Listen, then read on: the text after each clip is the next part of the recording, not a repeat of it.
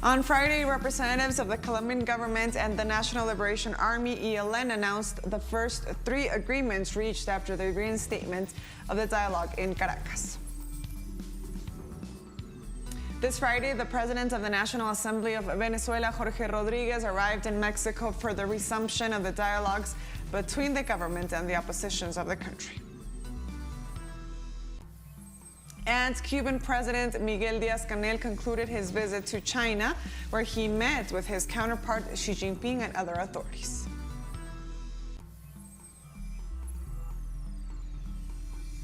Hello and welcome to teleSUR English. I am Estefania Bravo from the headquarters of Quito in Ecuador. This is from the south.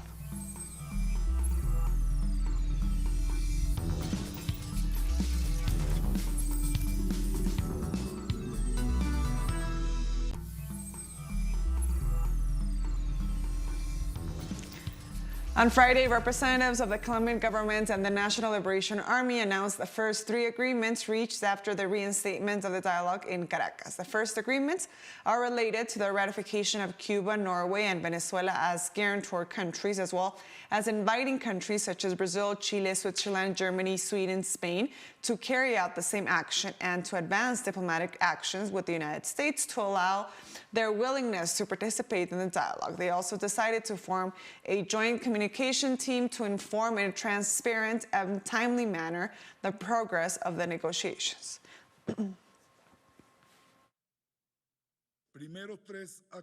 First 3 Guaraíra-Repano agreements. Once the dialogue table was set up on November 21, 2022, in compliance with the commitment made on October the 4th between the government of Colombia and the National Liberation Army, the delegation began to work. The deliberations took place on the summit of the Guaraíra-Repano, the tutelary mountain of Caracas, in an atmosphere of confidence and optimism. And the delegate and guarantor of peace of the Kingdom of Norway, Mary Bratson, read the joint communique inviting Cuba, Chile, and Brazil as guarantor countries of the process and to the reactivation of the group of accompanying countries.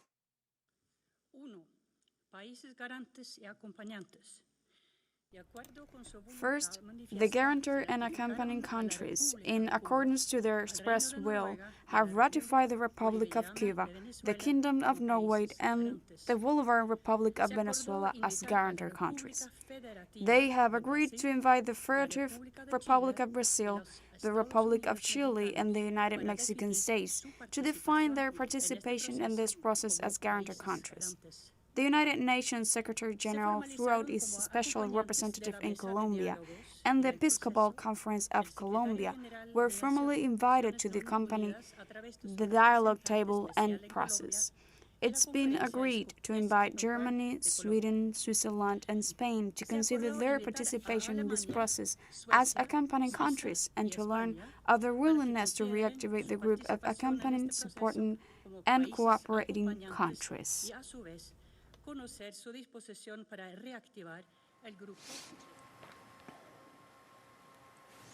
And now let's listen to Pablo Beltrán and hear what he had to say. We will take diplomatic steps to tell the United States that both parties are interested in its participation in this process. For one simple reason, the United States has a lot of influence in Colombia. They have a vast presence in this country, so they rather get directly involved than learn about it from others. And Venezuelan President Nicolás Maduro received the Prime Minister of Belize, John Briceño, who visits the South American nation to strengthen bilateral relations. This visit aims to reaffirm the bonds of brotherhood in addition to reviewing the map of bilateral cooperation. The heads of government emphasized that the alliances cover different areas such as culture and education. It should be noted that relations between the two countries date back more than 30 years, which have been characterized by a comprehensive cooperation for the benefit of both peoples.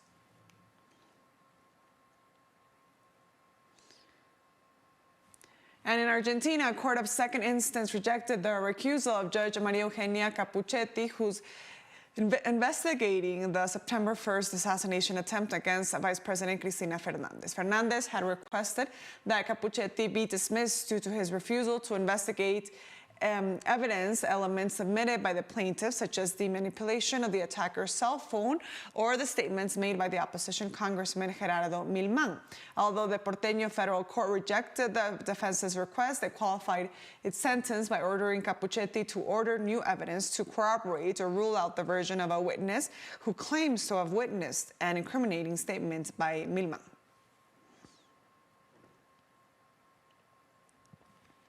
In Uruguay, different social collectives grouped in the feminist inner social mobilized throughout the country against gender violence. The demonstrators denounced the increase in femicides and the government's unwillingness to deal with the phenomenon. Demonstrators denounced that according to figures from the National Observatory in Violence and Criminality, there were approximately 18,000 complaints of domestic violence in the first 6 months of the year, an increase of 11% over last year.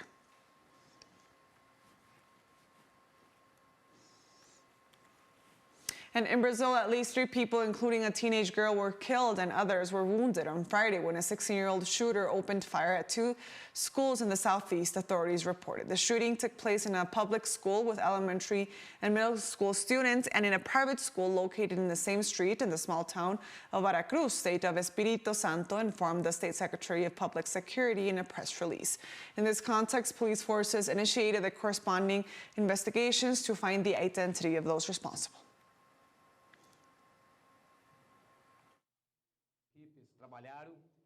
Our police forces, with the judiciary and the public ministry, they worked together and succeeded in finding the author of these attacks.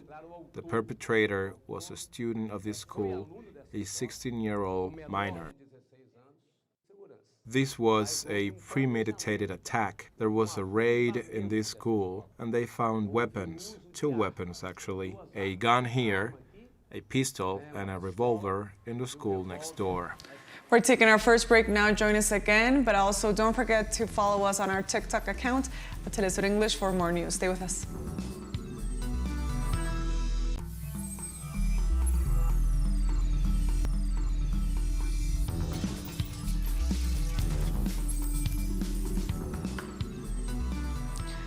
Welcome back to From the South. More news now. This Friday, the President of the National Assembly of Venezuela, Jorge Rodriguez, arrived in Mexico for the resumption of the dialogues between the government and the oppositions of the country. The head of the Venezuelan delegation indicated that during this new meeting, a second partial agreement will be signed that will address social issues for the welfare of the country. He also detailed that the team will be joined by the human rights defender and wife of diplomat Alex Saab, Camila Fabri.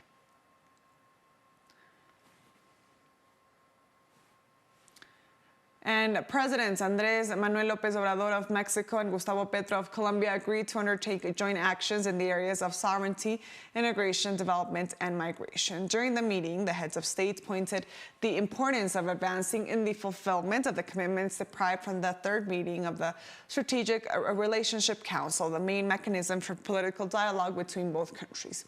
They also indicated that they will initiate a work plan on electricity interconnection based on clean energies, urging countries in the region to move forward on this issue.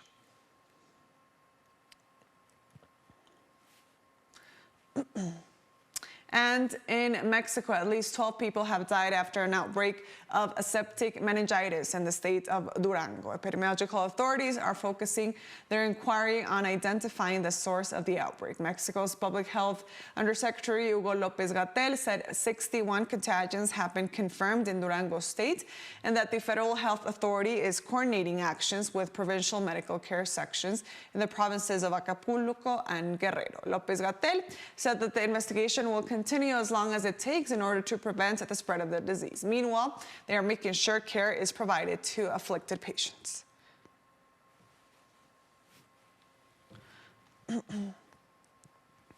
And hundreds of activists marched through the Swedish capital on Friday to the Stockholm District Court to deliver a lawsuit against the Swedish government for insufficient climate action. More than 600 people under the age of 26 signed the 87-page document that is the basis for the lawsuit. They demanded the court to determine that the country has violated citizens' human rights with its climate policies. Anton Foley, spokesman of the Aurora Initiative, said that by not treating the climate situation as the crisis it is, the government disrespected the European Convention on Human Rights. Climate campaigners have launched numerous lawsuits against governments and companies in recent years with mixed success.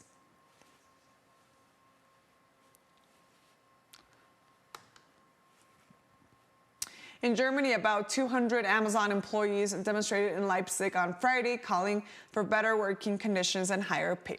According to union spokesperson Ronny Strich, protesting on days like Black Friday highlighted the increased stress on employees. He added that work stoppages were planned at 10 of Amazon's 20 German warehouses and shipping centers. Trade unions and environmentalists in more than 30 countries have called for protests against the United States company on the annual Black Friday discount campaign.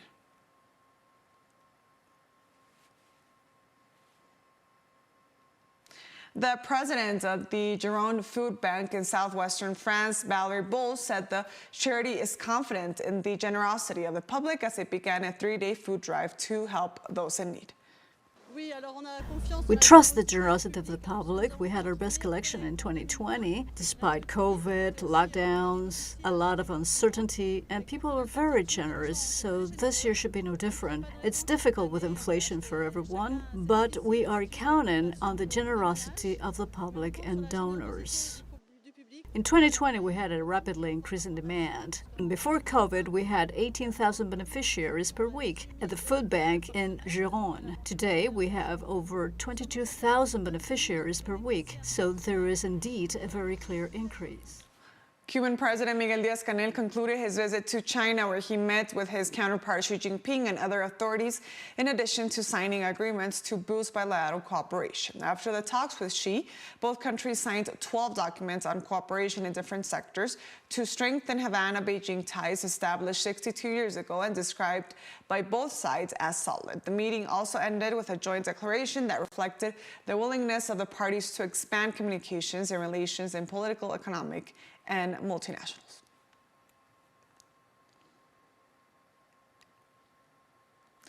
And Chinese Premier Li Keqiang received this Friday the president of Cuba, Miguel Díaz-Canel Bermudez, who ends his official visit to the Asian nation. On his Twitter account, he expressed the importance of the participation of the Chinese business system in the revitalization of the Cuban economy and thanked for the gestures of solidarity.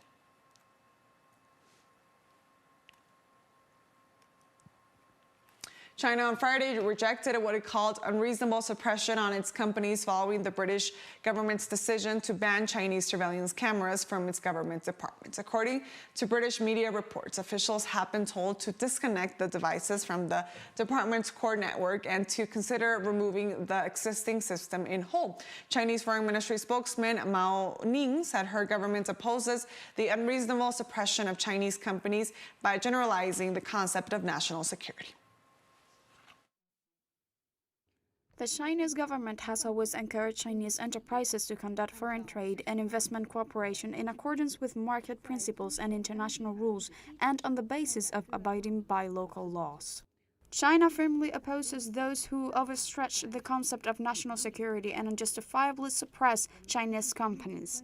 We will continue to follow closely the relevant development. The Chinese government will also firmly safeguard the legitimate rights and interests of Chinese companies. In Indonesia, the death toll from a 5.6 earthquake that struck the province of West Java has risen to 310. Authorities informed that the figure increased after the discovery of 17 new corpses. They pointed out that the earthquake left more than 2,000 people injured and 62,000 displaced, while the rescue and salvage brigades continue the actions to locate 24 missing people. In this context, President Joko Widodo confirmed that there are already teams working in the affected areas, and at the same time, he stated that they will prioritize the evacuation and rescue process. We're taking our last break now. Join us again after this, but also don't forget to follow me on my Twitter account at teleSUR for more. Stay with us.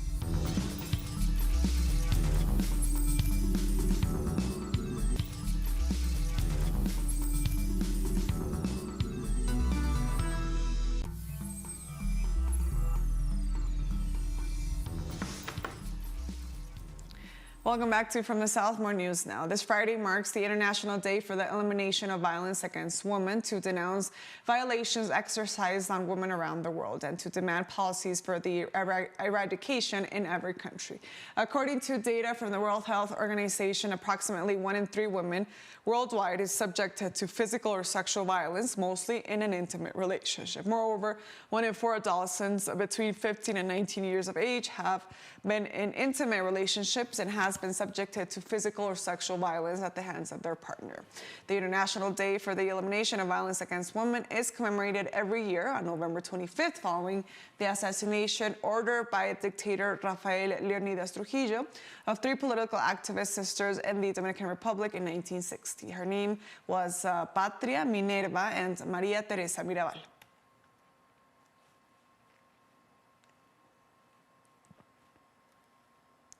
And moving on, in Malawi, the Anti-Corruption Bureau has arrested the country's Vice President Saulus Klima over corruption allegations, according to a statement issued on Friday. Klima is accused of accepting money and other items in exchange for awarding government's contracts. The Bureau said in a statement the Vice President would be taken to court, where he is expected to be charged with 3 counts of corrupt practices by a public officer. Footage from local media showed supporters of Klima and the police seemingly in a scuffle as he was being taken into court for the formal reading of charges. The watchdog agency said Klima was rewarded for assisting 2 companies linked to British businessman Sunet Sattar to win contracts for which he allegedly received $280,000 and other items as a reward.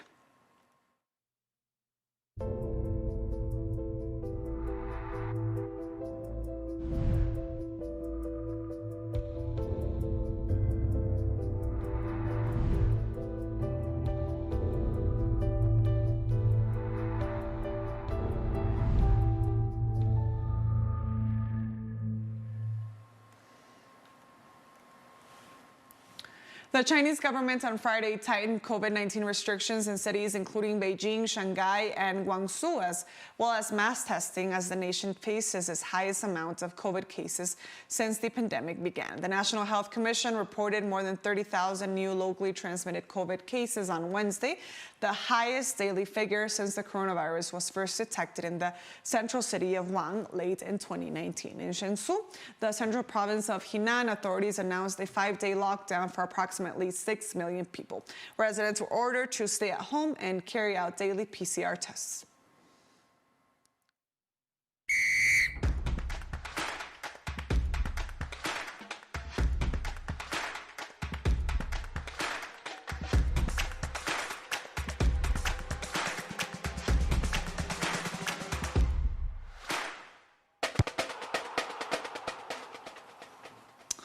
On Friday, the 25th, Senegal defeated the host Qatar 3-1 in the match corresponding to the second day of the group stage at the Al Toumana Stadium. On this occasion, Aliou Cissé's team won by dominating this match significantly. The match started with the control of the ball and looking for precision, but without any pass to achieve a definitive move, although gradually they were advancing down the flanks until Boulaye Dia managed to score. And the third match of the day was between Ecuador and the Netherlands. The final result was 1-1, but for Ecuadorian team left a bitter taste because they played better than their rivals during a great part of the game. The Orange team arrived with 3 points after winning the first match against Senegal, seeking their passage to the next round.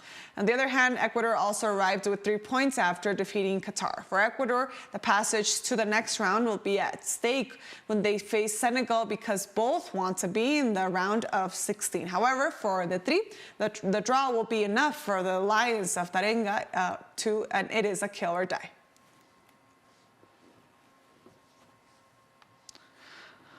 England missed the chance to qualify for the last 16 of the World Cup as Gareth Southgate's side put in a sluggish display in a 0-0 draw against the U.S. on Friday. They managed only 1 shot on target and could easily have conceded in the first half when the U.S. were in control for long periods at the Al Bayt Stadium. For the third time in 3 meetings with the U.S. at the World Cup, England failed to live up their status as favorites. This way, a draw in their final group came against Wales on November November 29th would secure England's place in the round of 16, while a win would seal top spot.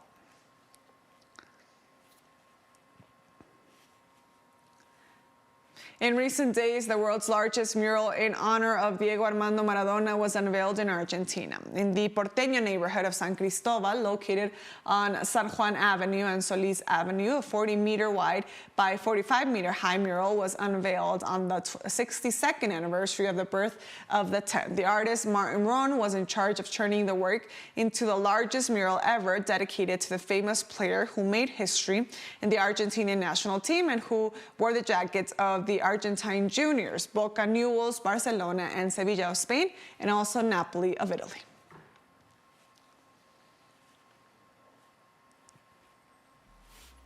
And just as the hearts of millions of fans live the emotions of the Qatar 2022 World Cup, teleSUR joins the sporting event from the field, a show that brings news, analysis, reviews, and more to our audience. Don't miss it.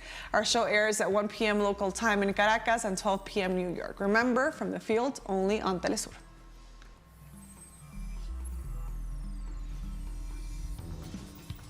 And with that, we've come to the end of this news brief, but remember, you can find these and many other stories on our website at telesurenglish.net.